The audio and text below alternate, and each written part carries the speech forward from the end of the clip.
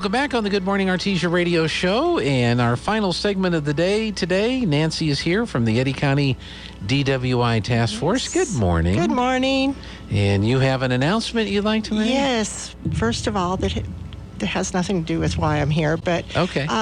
There's some kiddos, some teenagers have come together, and they have decided to do something a little bit more than just do nothing for the folks in Uvalde, Texas. Okay. They have put together a donation box for teddy bears and cards.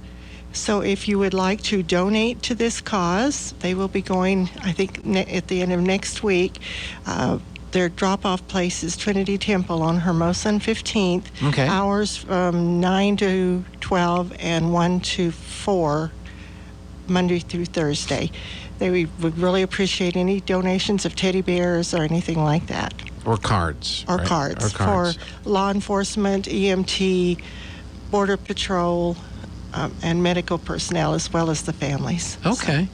And then I'm assuming, based on what you said, that somebody from the church will then be making a trip down to Uvalde. No, they do have someone else to okay, that will be making the delivery? Okay. They took care of all of those arrangements before they even called to see if I could help them find a place to drop off. So okay, it's been set up that way. Excellent. Awesome. Appreciate it. So, well, good. Well, you asked Jeffrey to join you today. So yes.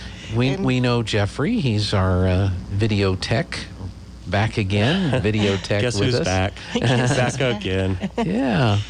Well, he was speaking to me, it's been a few weeks ago, and telling me about his DWI encounter, and I thought it was worth everybody hearing. I think the more people that know that there's people behind the scenes that get hurt, and get hurt very badly in these tragedies, and sometimes it's a tragedy, whether you're hurt or are deceased, or you have a lost loved one. So I call it the 2007 incident rather than the 2007 accident. It's not an accident. Yeah. DWI is not an accident. I can't go there, so go ahead. You've got the floor.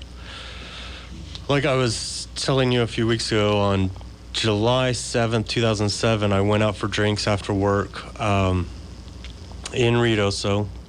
When we left, I got out of the woman's vehicle, and for a few reasons. One was she was pretty inebriated. I did not, and I had been drinking also, so it was not like I was stone cold sober.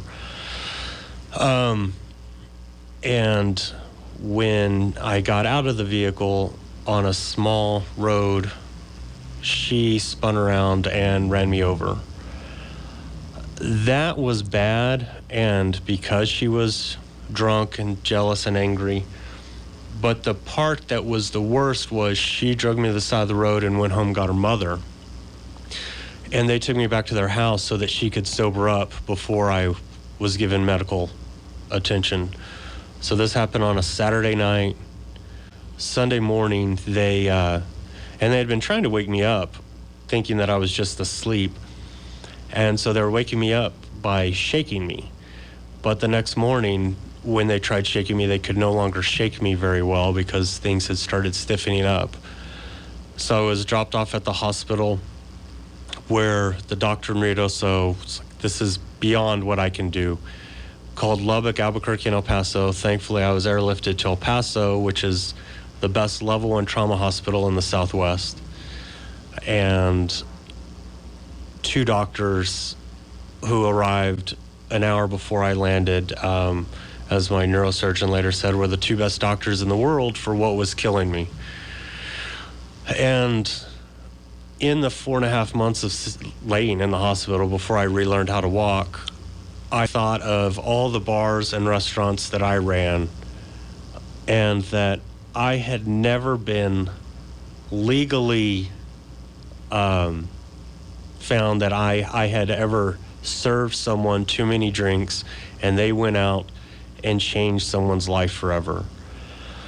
And although I never was held legally responsible, I never heard of anything that anyone leaving my bar, there's a lot of time to lay there and think, I still could have served someone I still could have helped enable someone to change someone's life forever after they left, after they walked out of my bar. And so it did change my views of drinking, and especially drinking and driving, that I know the large percentage of people have done it, and it creates that, I've done it before, nothing's ever happened, I can do it again, I'm fine, but you're not. Just because you think you're fine does not mean that's not the alcohol that has convinced your brain that, no, I'm walking fine, I can drive just fine. When in reality, when you get behind the wheel, there's a good chance you're going to make a mistake, and it might not be a horrible mistake if you were sober, but your reaction and the follow-up is not going to be the same. If the woman who had been, if she had not been drinking and was not worried about going to prison for a DWI, for an aggravated DWI, and she hit me with a car, she probably would have called 911 immediately rather than let me hide the body until I can sober up. And that was a major decision that altered my life forever. As the doctor said, it was amazing that I survived by not getting medical attention within the golden hour. Mm-hmm. That it was 10 hours later before a doctor ever saw me. And so it's an amazing story. Did you have some follow-up questions from that, Nancy? It just amazes me. Mm-hmm. What kind of injuries did they finally... The only part of my body that was run over was my right leg, and so it separated my tibia, so my right ankle had to be reconnected to my leg.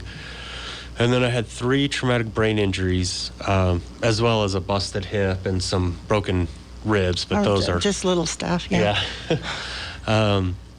I had the bilateral subarachnoid hemorrhage, which split my brain from my right temporal lobe to my left temporal lobe, and that adjusted a lot of things, including my memory, short-term and long-term. Then I had a left side subdural hematoma, and that's what killed me, because it was a closed head injury. So there was nowhere to the brain swelling to expand, and the only place it could go was through my brainstem. And that's the part that I passed away a few times in ICU, and I became part of the 0.6% of people who have survived an internal decapitation, and the only one that didn't require surgery that my neurosurgeon knew of. And then the third brain injury was diffuse axonal injury, which is whiplash, and it is shaken baby syndrome.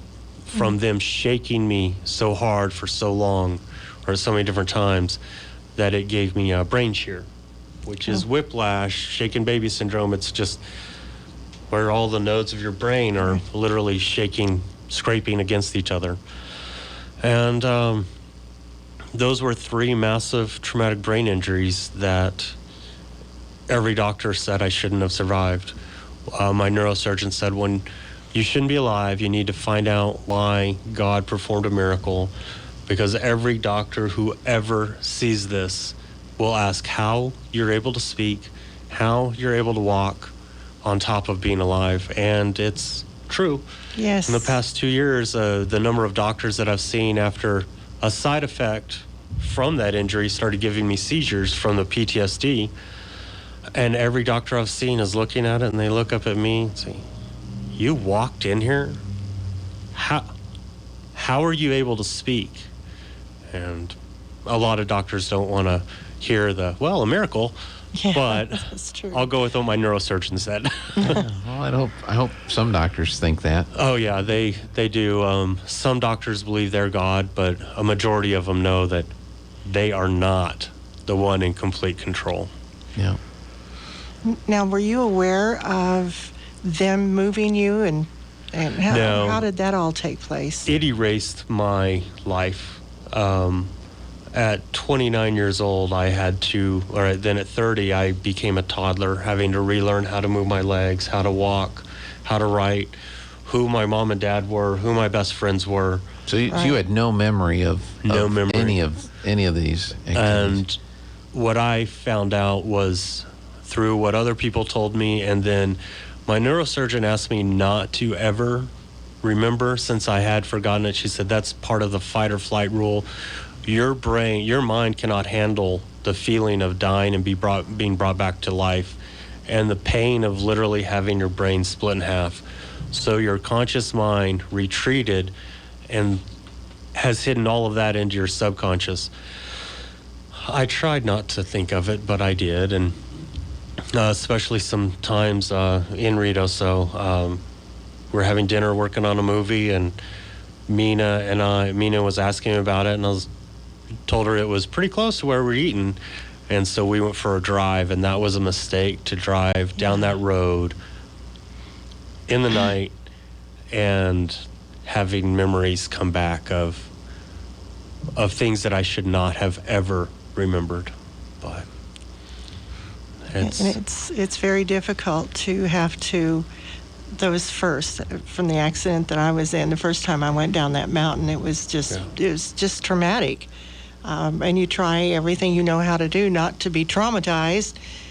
And still, after all of these years, I went down the mountain and all of it just came right back again. And and memories that you can't depend on, those kind of things from the brain injury. And, because there is confabulation, which is, and it's very prominent after a traumatic brain injury. And it's, you are telling the truth to you. You believe it is the truth, even though it's not.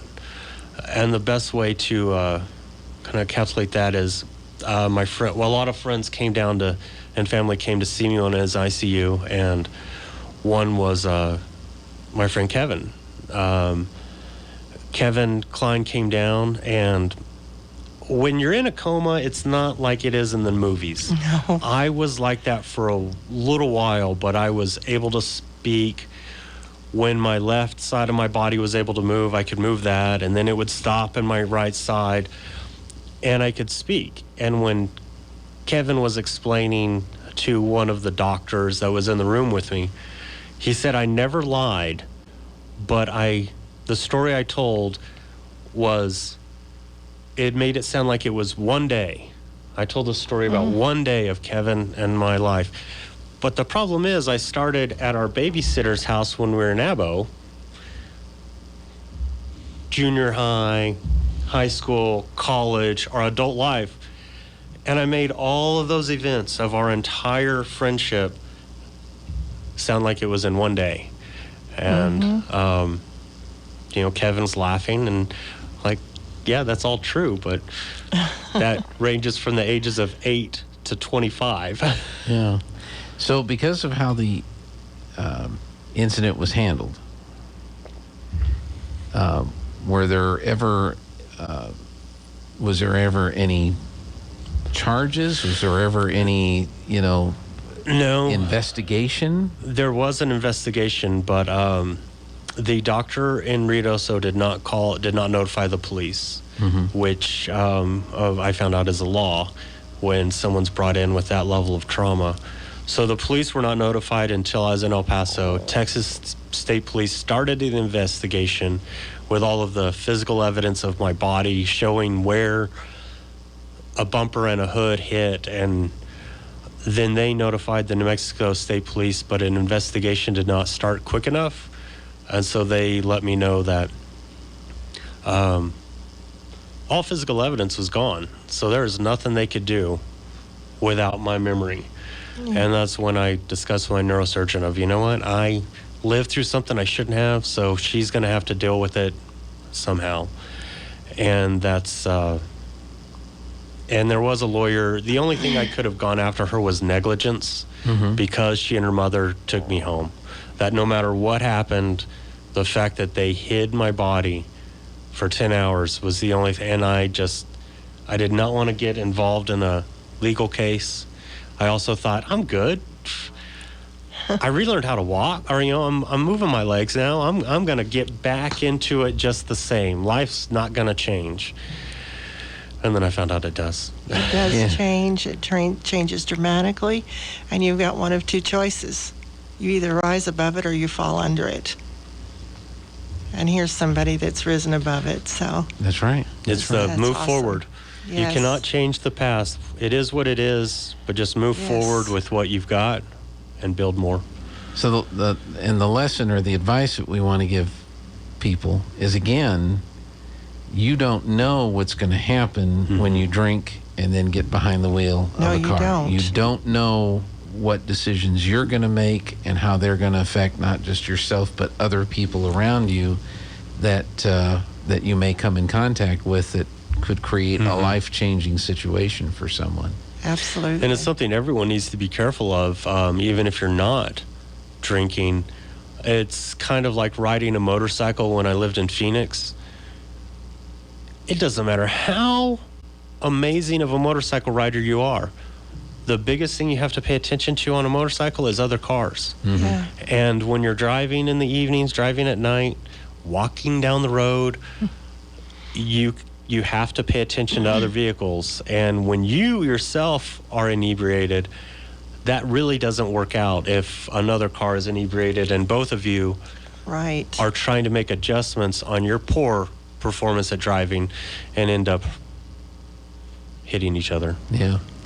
Well, hopefully we got through the Memorial Day weekend without too many tragic stories. I just read one when I was leaving that there was a terrible accident on North 285, but I don't know if alcohol was involved in it. Right, and I don't think they've released any, Yeah. at least as of But that's all earlier. I've heard about.